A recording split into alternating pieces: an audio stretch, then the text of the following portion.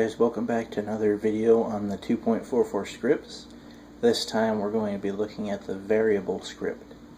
Now, it is confusing at first, but after a while you start understanding how useful it is. But essentially, it's like a history script, but it's tied only to this script that you call it in.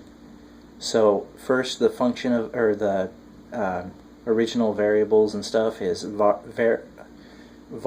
or variable, and then brackets the name of it, so you can name this variable apples or whatever you want. And then you set it equal to something, which it would be defaulted as value, OP, value, OP, value, until you don't want anymore. What the OP stands for is pretty much operators. So you can do value health is equal to how many apples you have, and then you can set it to plus a number or a variable, minus, multiplied, divided, or a percentage or modulus. Then there is var, which is pretty much like the if kind of section of it, which is the variable name, and then you compare it to either a number or another variable. And then there are some built-in variables. These ones are ones that if you call upon, they're already in the game. So the variables are health, max health, the position of the XYZ, V relative coordinates, relative coordinates, P rel, and then there's C rel that's added, which is cursor relative. So that would be the block you're looking at, and then like if it's +1, it'll be the block above what you're looking at. And then there's script, which is based off of the script being run if it's not in a block, like relative. And there's skill XP, random X, which is pretty great. It's a value between 0 and X, and it randomly picks one, which is good for random effects, and I'm going to be using that a lot. And then there's history, and then I put bananas so you know it was just a history I came up with.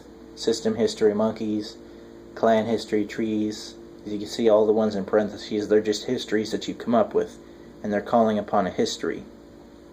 So you could do like history money, and it would return the value of whatever the history mark is for money. Then there's the absolute value of X, which is, it pretty much rounds it up or down. So like if it was 0.56, it would be 1. And then there's sine, cosine, tangent, and it's been a while since I was in geometry class, so I couldn't tell you what those are. And then there's single X, which I have no idea what it is.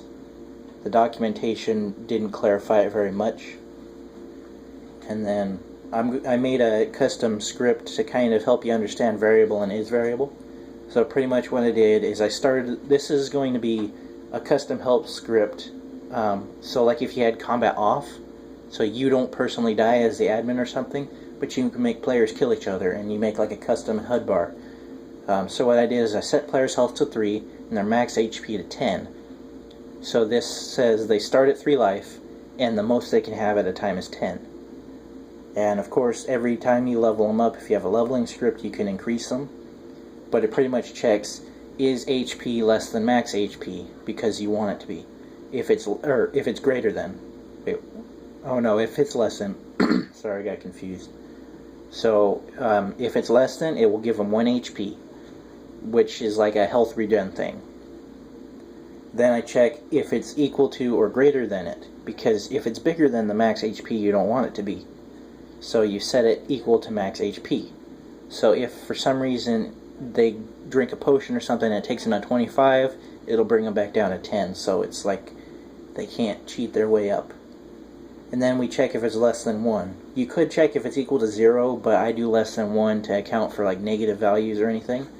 And this would be if they die. So if their health is 0, then you could do a few things. You could teleport them to the spawn, you could kill them, but I don't think that would work if you had combat off. And then you can just run a script if you have it called respawn.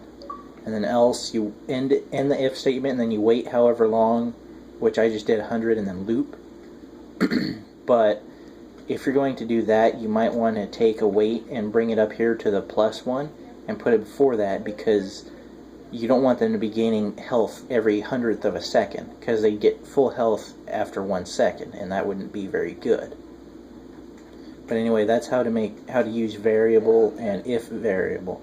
So hopefully this video helped you, and if it did, please like it, and I'll see you in the next one.